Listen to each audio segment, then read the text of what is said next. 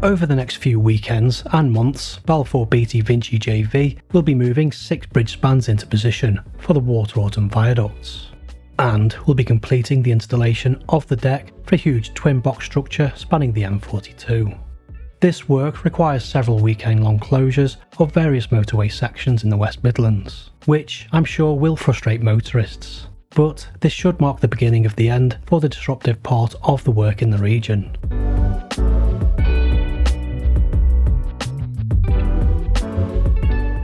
There's already been a weekend-long closure of the M42 between the 26th and 29th of June.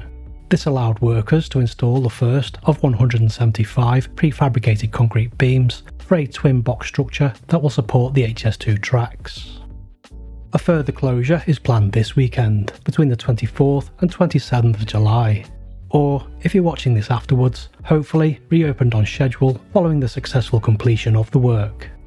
Unlike the previous closure, which just involved the M42, this weekend's closure will also include the M42 M6 Toll interchange. This will allow BBV to install the first of 6 spans for the Wateraughton viaducts. This move will involve the installation of the first 2 spans, which will cross above part of the interchange. The closure and subsequent diversions will be quite complicated due to the proximity of the closures, which has been further complicated by the closure of part of the M42 Junction 6 roundabout. So I won't try to explain them within this video. Instead, I'll provide links in the description if you require further information. There will be further closures of the M42 and M6 Toll M42 interchange between the 14th and 17th of August. Following on from this, there will be a closure of the M6 in Marston Green to allow BBV to complete the installation of the M6 South Viaduct. A further closure of the M42 will commence on the 18th of September until the 21st, so that the final beams can be installed for the box, and so that the final 2 spans for the Wateraughton viaducts can be moved into position. Closing motorways is always going to cause frustration, especially as the motorway network to the east of Birmingham is made up of several key interchanges which provide vital links between the north and south. HS2 Limited and BBV have therefore tried to ensure that disruption is kept to a minimum, and have managed to reduce the number of closures over the summer from 9 to just 5. This has been achieved by rephasing the work and undertaking multiple bridge installations over the same weekends. Due to how busy and vital the motorway network is, HS2 Limited and BBV have also had to work closely with National Highways, and have even consulted the airport and NEC so that any closures didn't coincide with any significant events. National Highways is also undertaking barrier repairs and maintenance of the motorway at the same time, in order to take full advantage of the closures. When you're driving along the M42 between the M6 Toll interchange and Junction 6 for the A45, it can seem like the roadworks are endless, and the locations of various bridges can be somewhat confusing. That's because BBV has been tasked with constructing arguably one of the most challenging sections of HS2, and that is an enormous delta-shaped junction that will not only allow trains to head to Birmingham city centre, but also to travel to the northwest of England and Scotland. Given the scale of the junction and the unique challenges each motorway crossing provides, BBV has had to devise bespoke solutions to meet the specifications set by the government for the new railway and minimise the number of motorway closures required.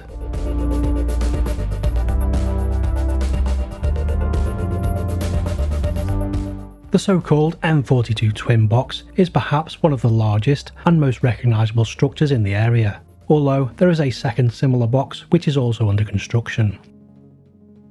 Box structures in general are fairly uncommon, but in this instance it was required due to the oblique angle at which HS2 crosses the M42. The box will also support 4 tracks rather than just 2, as it's located very close to Interchange Station. Box structures can look somewhat over-engineered, as they require a much larger structure than a typical bridge span. They are in fact, however, quite simple structures, with each part of the deck supporting a section of the railway. The work which has taken place so far has been to build the supporting walls, which are a highly visible part of the work, with construction taking place in between a pair of live running lanes. In order to reduce disruption and minimise as much as possible the amount of time workers had to spend working close to a live motorway, BBV has used prefabricated blocks, which were connected somewhat like Lego. Pre-assembled steel reinforcement was then placed inside the hollow blocks, after which concrete was poured to form strong supporting walls. The use of blocks eliminated the requirement to construct temporary formwork, into which concrete is usually poured.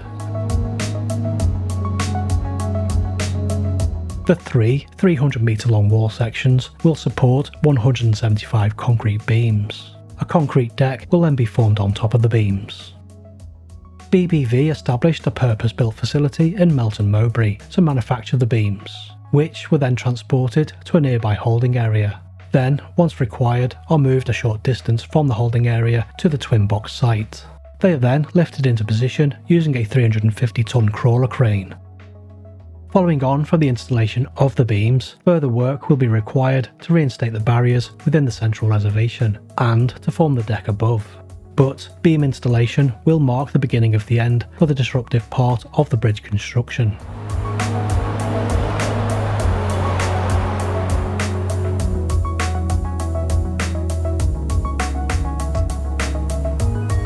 The construction of the Water-Autumn Viaduct spans, which cross the M42 M6 Toll interchange, required a different solution altogether.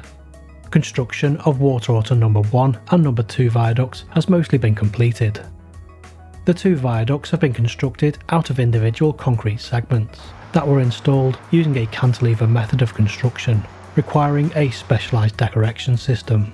I provided a detailed overview of Delta Junction and the deck erection system in 2 videos last year, which I'd encourage you to watch if you haven't already. Links in the description.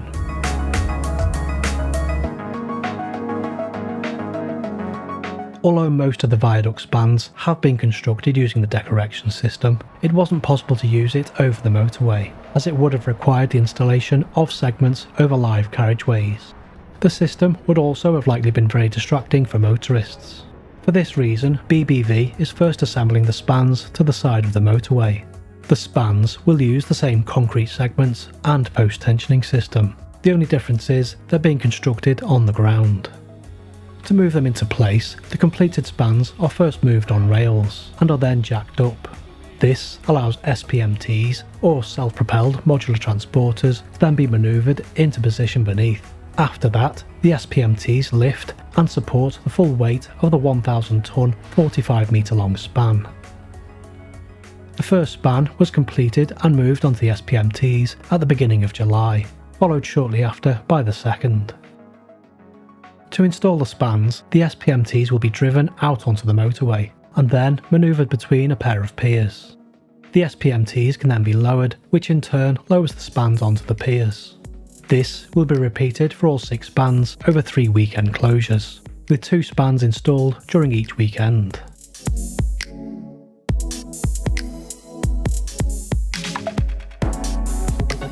Due to the way in which the viaducts must rise and fall, the tallest pier is almost 21 metres high, while the lowest is 4.9 metres, which has resulted in sweeping viaduct spans with very steep gradients for a railway.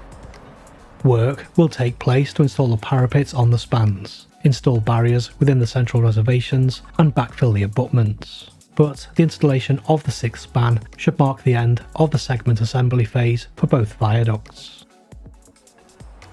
I know closing motorways and other main roads will always be frustrating for motorists and local residents, but I can't stress enough the efforts HS2 Limited and the joint ventures are going to in order to keep the number of closures to a minimum.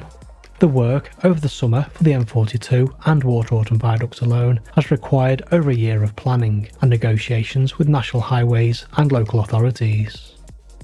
This year will also be key, with the delivery of a large number of structures along much of the HS2 route, so motorists and residents will start to notice roads returning to normal, with fewer restrictions and temporary works. I hope you found this video informative. If you have, then please don't forget to give it a like, or even a hype, as it helps my content to get noticed.